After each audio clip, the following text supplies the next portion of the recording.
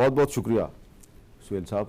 शुक्रिया। आप 13 अक्टूबर 2025 को चीफ मिनिस्टर बने खैबर पख्तूनख्वा के। उसके बाद आपने कई दफ़ा कोशिश की कि आपकी मुलाकात हो जाए अडयाला जेल में इमरान खान से, आपकी अभी तक मुलाकात नहीं हो सकी। अब आपने 27 सितंबर को लॉन्ग मार्च की कॉल दे दी है, तो इसका मकसद क्या है? ये अडयाला जेल की तरफ लॉन्ग मार्च है या डी चौक इस्लामाबाद की तरफ है? शुक्रिया अमीर साहब कि आप आज मेरा इंटरव्यू ले रहे हैं, और अल्लाह करे कि ये चल जाए जो मीडिया पे। देखें जी, 15 अक्टूबर 2025 को जब मैंने हल्फ लिया, उसके बाद जो है अभी तक मुसलसल पूरी दुनिया को मैं दिखा रहा हूँ कि जो लोग ये इल्ज़ाम लगाते थे कि पाकिस्तान तहरीक इंसाफ इंतशारी सियासत करती है, मज़ाहमती सियासत करती है, एहतजाजी सियासत करती है, तो वो पूरी दुनिया को मैं दिखा रहा था कि हम हरगिज़ इस तरफ नहीं जाते।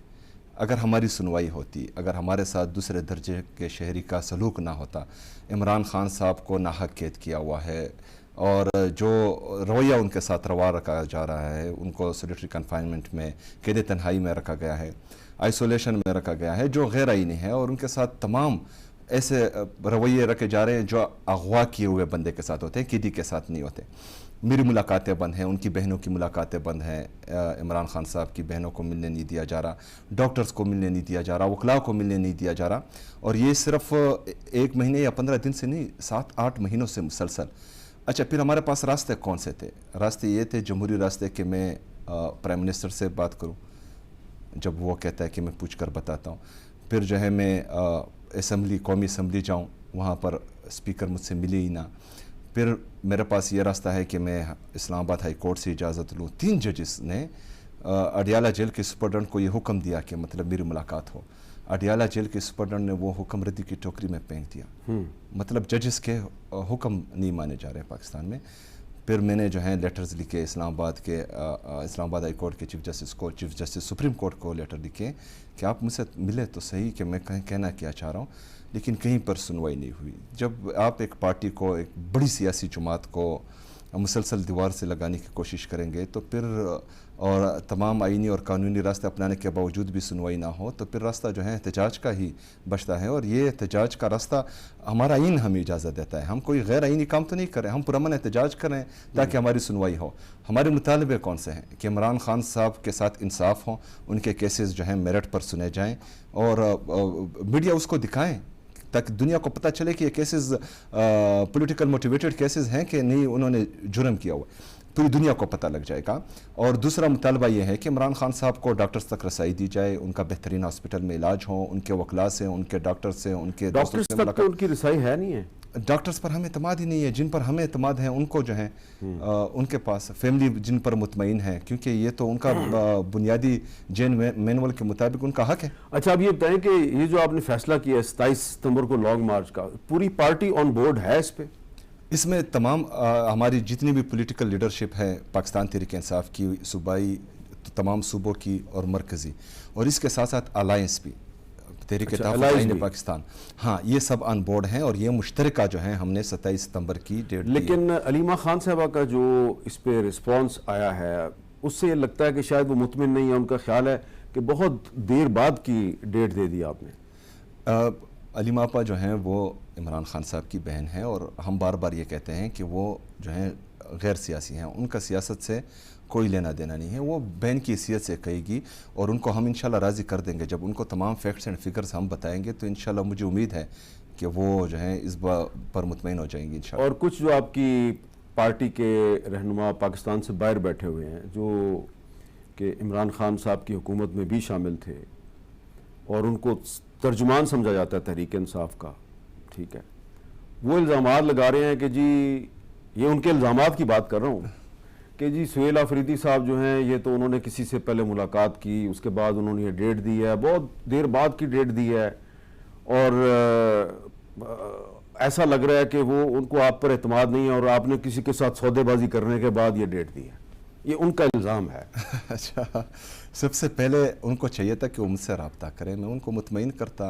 इस तरह के पब्लिक फोरम्स पर इल्ज़ाम लगाना, ये लोगों को गुमराह करने की کوشش ہیں اور یہ نہیں ہونا چاہیے، کیونکہ جو بندہ عمران خان صاحب کے ساتھ مخلص ہو، جو پاکستان تحریک انصاف کے ساتھ مخلص ہو، تو وہ اس طرح کے پبلک پلیٹ فارم پر الزامات نہیں لگاتے. بہرحال اس سے نقصان ہی ہوگا.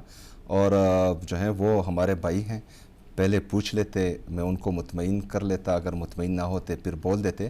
اگر کل کو ان کو پتہ چلے کہ اس طرح کچھ بھی نہیں ہے تو یہ کیا منہ دکھائیں وہ گے؟ جو انہوں نے دعویٰ کیا ہے بڑے اعتماد کے ساتھ کہ 4 اگست کو اتنے بج کے اتنے منٹ سے لے کے اتنے بج کے اتنے منٹ تک سہیل خان افریدی کی محسن نقوی صاحب کے ساتھ اور ایک اور آفیشل کے ساتھ ملاقات ہوئی، تو اس کا وہ ایسی بات کر دی انہوں نے. اچھا، یہ بالکل ویسی فضول الزام لگایا ہے. جو ٹائم اس نے بتایا ہے اس ٹائم سے لے کر 12 بجے سے لے کر 4:30 بجے تک ادھر میں بیٹھا تھا، اور ادھر سامنے جو ہیں پڑھو کے پی جو ہمارا انیشیٹو ہے عمران خان صاحب کی ویژن کے مطابق خیبر پختونخوا میں، کیونکہ جو آؤٹ آف اسکول چلڈرن ہیں ان کو ہم چاہ رہے ہیں کہ ہم اسکولوں میں لائیں. اور دوسرا ٹیلی میڈیسن جو عمران خان صاحب کا ویژن تھا کہ لوگوں کو گھر بیٹھے جو ہیں تمام صحت کی سہولیات ملے، تو ان کی میٹنگز تھی. تو 12 سے لے کر 4:30 بجے تک وہ میٹنگز میں ادھر کے پی ہاؤس 4.5 گھنٹے آپ ادھر ہی تھے؟ ہاں، میں ادھر ہی تھا. اچھا، اور اس دن وہ کہہ رہے پشاور میں آپ کی ملاقات ہوئی؟ نہیں، میں کے پی ہاؤس اسلام آباد میں تھا. اچھا، تو یہاں تو نہیں ہوئی ملاقات؟ یہاں پر پوری دنیا جو انہوں نے دعویٰ کیا ہے وہ غلط ہے، وہ سراسر اور اس کی آپ کے پاس کوئی ویڈیو فوٹیج بھی؟ ہاں، ویڈیو فوٹیجز جو ہیں وہ میں اپنی ٹیم کو بول دوں گا. مجھے تو پتہ نہیں تھا، مجھے تو ابھی آپ کے تھرو پتہ چلا ہے. میں تو ابھی جب آپ کی طرف آ رہا تھا تو مجھے بہت سے لوگوں نے کہا کہ بھائی یہ تو سہیل افریدی صاحب جو ہیں انہوں نے تو لانگ مارچ کی کال جو ہے وہ دی ہے، کسی سے پوچھ کے دی ہے. میں نے کہا کس نے بتایا آپ کو؟ تو انہوں نے کہا یہ گل صاحب بتا رہے ہیں. نہیں، وہ غلط تھا. ان کو مس انفارمیشن کسی نے دی ہوگی، کیونکہ وہ تو خود یہاں پر ہے نہیں، تو اس وجہ سے کسی نے جھوٹ بولا ہوگا. بہرحال ان کو پتہ لگ جائے گا، جب پتہ لگے گا تو پھر وہ خیر معافی مانگ لیں گے. اچھا ہاں، لیکن نقصان بہت ہوا ہوگا اس سے. اچھا، یہ بتائیں کہ جس جلسے میں آپ نے اعلان کیا 27 ستمبر کا، یعنی کہ پشاور کے جلسے میں، تو اس میں کراؤڈ تو آپ کے سامنے ٹھیک تھا، لیکن سامنے سے نعرے بہت لگ رہے تھے. تو